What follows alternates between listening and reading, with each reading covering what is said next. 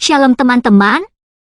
Pada video ini, kita akan belajar tentang kata penghubung, atau yang disebut juga konjungsi, supaya kita bisa merangkai kata dan kalimat menjadi lebih kompleks, namun tetap berkesinambungan, sehingga pendengar menjadi lebih mengerti tentang apa yang kita sampaikan. Jadi, simak video ini sampai selesai ya.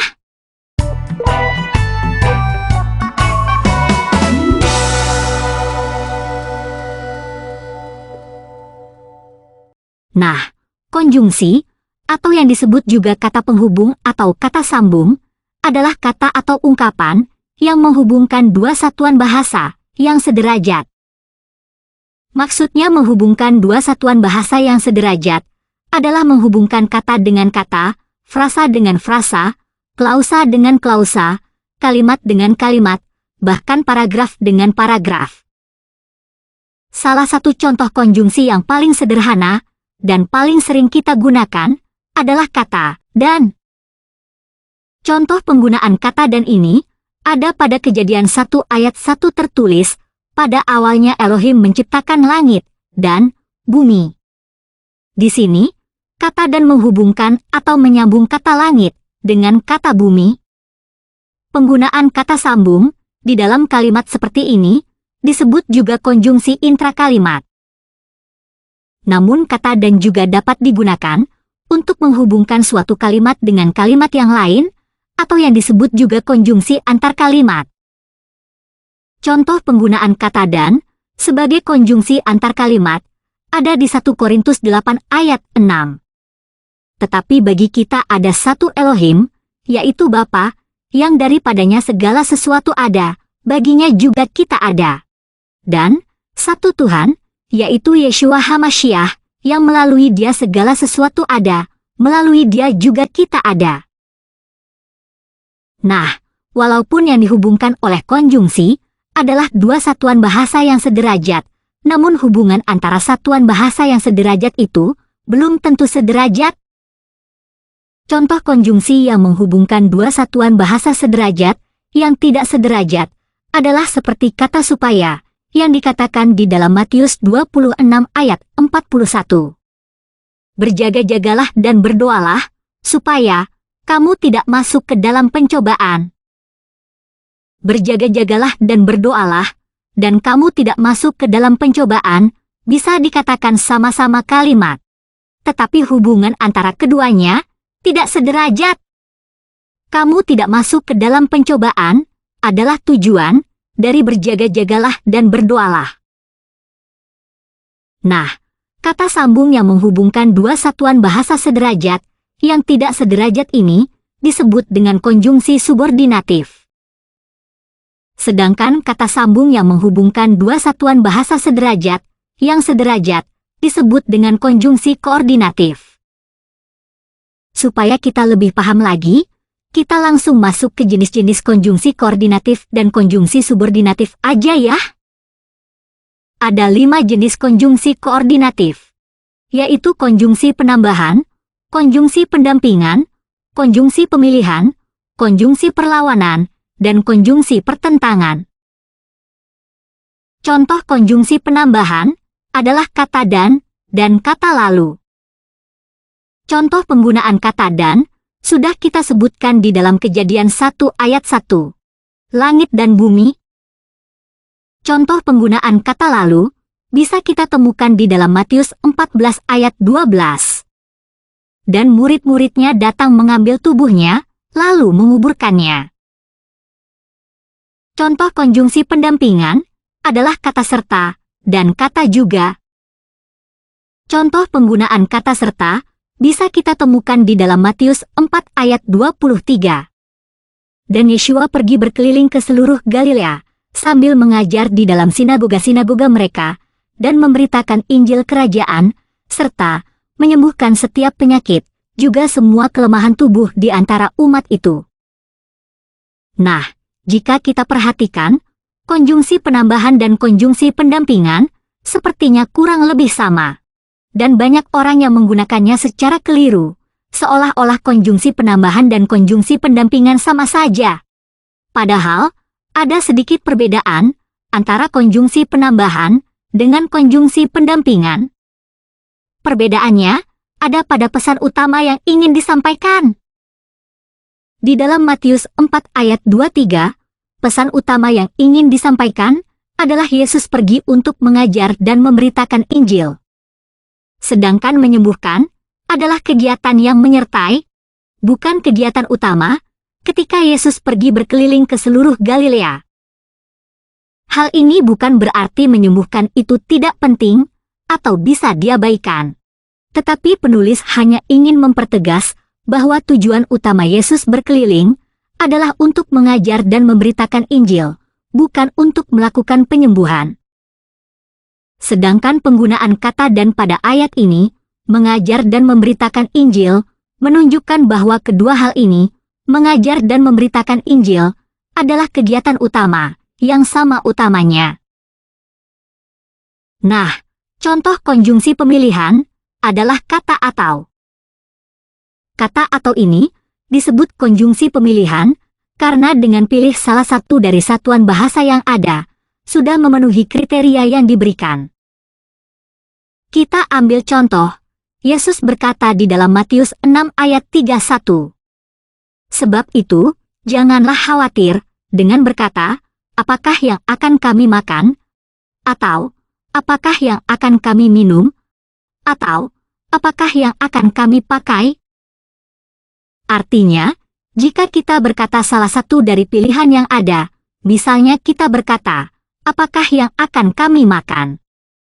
Walaupun kita tidak berkata apakah yang akan kami minum, atau apakah yang akan kami pakai, kita sudah memenuhi kriteria khawatir yang diberikan oleh Yesus. Hal ini berbeda jika kita menggunakan kata "dan". Misalnya kalimat ini kita ubah menjadi, sebab itu janganlah khawatir, dengan berkata, apakah yang akan kami makan, dan apakah yang akan kami minum, dan apakah yang akan kami pakai. Dengan menggunakan kata "dan", kita harus memenuhi ketiga satuan bahasa yang ada, supaya bisa disebut khawatir. Jika ada satu saja yang tidak terpenuhi dari kriteria yang ada, misalnya kita berkata, apakah yang akan kami makan, dan kita juga berkata, apakah yang akan kami minum, tetapi kita tidak berkata, apakah yang akan kami pakai, maka kita tidak bisa disebut khawatir. Tetapi karena di dalam Matius 6 ayat 31, Yesus menggunakan kata "atau", jadi jika kita memenuhi satu kriteria saja yang diberikan, maka kita sudah disebut khawatir. Contoh konjungsi perlawanan adalah kata "tetapi" dan kata "melainkan".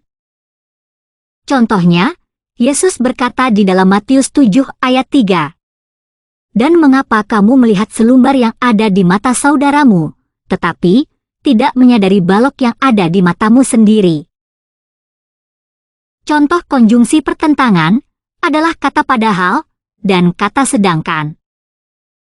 Contohnya, Yesus berkata di dalam Matius 12 ayat 34, "Hai keturunan ular beludak, bagaimana mungkin kamu mengatakan yang baik, padahal kamu itu jahat?"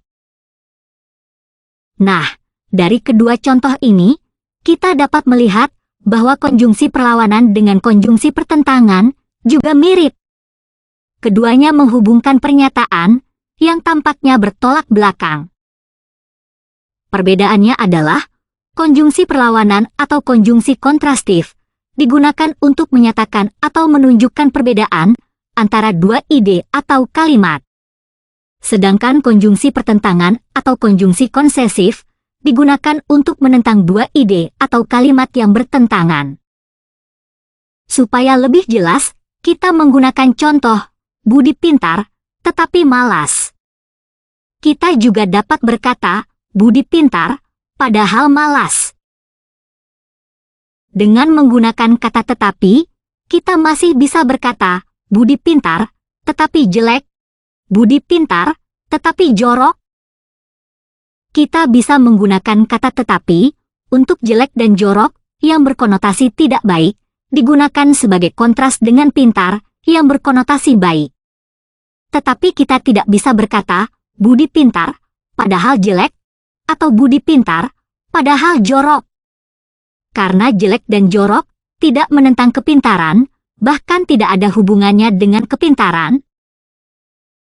Kita bisa menggunakan kata padahal di dalam kalimat budi pintar padahal malas, karena masih ada hubungan yang masuk akal antara pintar dengan malas. Masih ada konotasi bahwa orang yang malas itu tidak pintar. Sebagai perbandingan lagi, kita perhatikan dua kalimat ini. Budi pintar, tetapi bodoh. Budi pintar, padahal bodoh. Dengan kalimat budi pintar tetapi bodoh, kita jadi mempertanyakan kalimat itu sendiri. Bagaimana mungkin budi pintar tetapi bodoh? Budi pintar dalam hal apa? Bodoh dalam hal apa? Sedangkan dengan kalimat budi pintar padahal bodoh, kita dapat mengerti bahwa pesan yang ingin disampaikan adalah sebenarnya budi tidak pintar, namun seolah-olah pintar.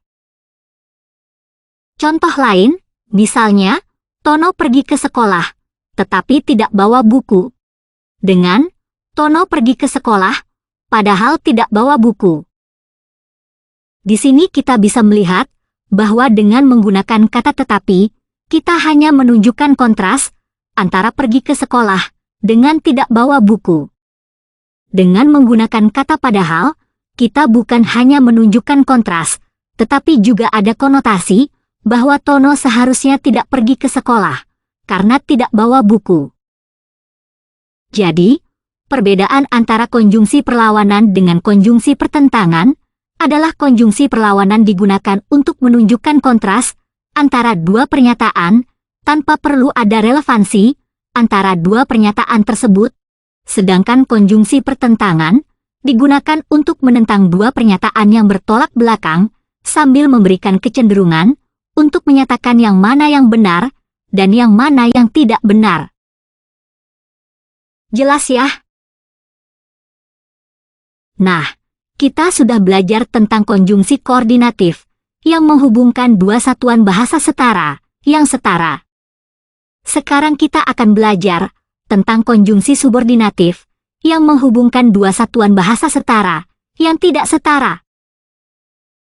Salah satu kata penghubung subordinatif yang paling sering digunakan adalah kata yang.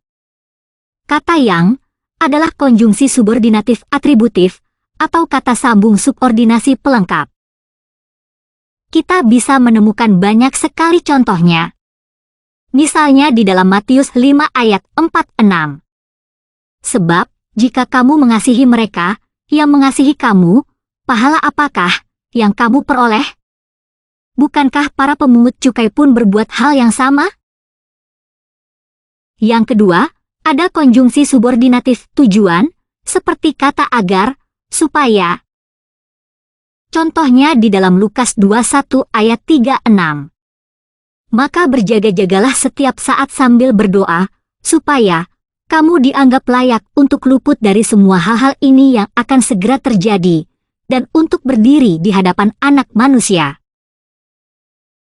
Yang ketiga, ada konjungsi subordinatif syarat, seperti kata jika, kalau, asalkan, bila. Contohnya di dalam Markus 11 ayat 26. Namun, jika kamu tidak mengampuni, Bapamu di surga pun tidak akan mengampuni kesalahan-kesalahanmu. Yang keempat ada konjungsi subordinatif waktu, seperti kata pada, sejak, ketika, setelah, selama. Contohnya Matius 15 ayat 31. Sehingga kerumunan orang itu takjub, ketika melihat yang bisu berbicara, yang timpang sembuh, yang lumpuh berjalan, dan yang buta melihat. Dan mereka memuliakan Elohim Israel. Yang kelima ada konjungsi subordinatif pengandaian, seperti kata andaikan, umpama, kiranya.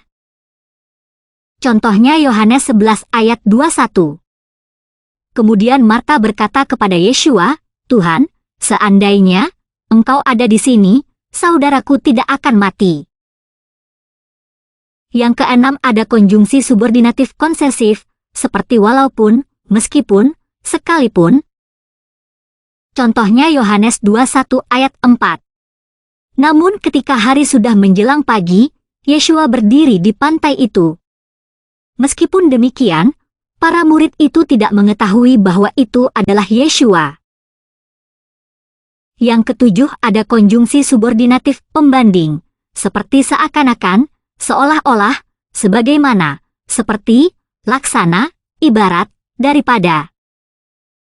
Contohnya Matius 9 ayat 36. Dan setelah melihat kerumunan orang itu, dia berbelas kasihan terhadap mereka. Karena mereka itu lelah dan terserak, seperti domba yang tidak mempunyai gembala. Yang kedelapan konjungsi subordinatif sebab, seperti sebab, karena. Contohnya Matius 10 ayat 26. Oleh karena itu janganlah kamu takut akan mereka, sebab tidak ada satupun yang tertutup yang tidak akan disingkapkan, dan yang tersembunyi yang tidak akan diketahui. Yang kesembilan ada konjungsi subordinatif hasil, seperti sehingga, maka. Contohnya Markus 2 ayat 2. Dan segera terkumpullah banyak orang, sehingga tidak lagi menyisakan ruang, bahkan sampai di pintu. Dan dia mempercakapkan firman kepada mereka. Yang ke-10 konjungsi subordinatif alat, seperti dengan, tanpa. Contohnya Matius 15 ayat 8. Bangsa ini mendekat kepadaku, dengan mulut, dan dengan bibirnya, menghormati aku, tetapi hatinya menjauh dariku. Kata dengan dan tanpa ini, juga bisa digunakan menjadi konjungsi subordinatif cara. Contohnya Matius 15 ayat 9. Dan mereka menyembahku dengan sia-sia, dengan mengajarkan ajaran perintah-perintah manusia. Yang ke-11 konjungsi subordinatif komplementasi, seperti kata bahwa. Contohnya Markus 8 ayat 31. Dan dia mulai mengajar mereka, bahwa, seharusnyalah anak manusia menderita banyak hal, dan ditolak oleh para tua-tua dan imam-imam kepala dan para ahli kitab, dan dibunuh, dan bangkit kembali setelah 3 hari. Yang ke-12 konjungsi subordinatif perbandingan, seperti sama dengan, lebih dari, kurang dari, daripada. Contohnya Yohanes 10 ayat 29. Bapakku yang telah memberikannya kepadaku, lebih besar daripada segalanya, dan seorang pun tidak dapat merampasnya dari tangan Bapakku. Nah, sekarang kita sudah mengetahui apa itu kata penghubung atau konjungsi, dan jenis-jenisnya. Kalau ada yang teman-teman kurang paham, ulangi video ini sekali lagi ya. Oke, sekian video kali ini. Tuhan memberkati.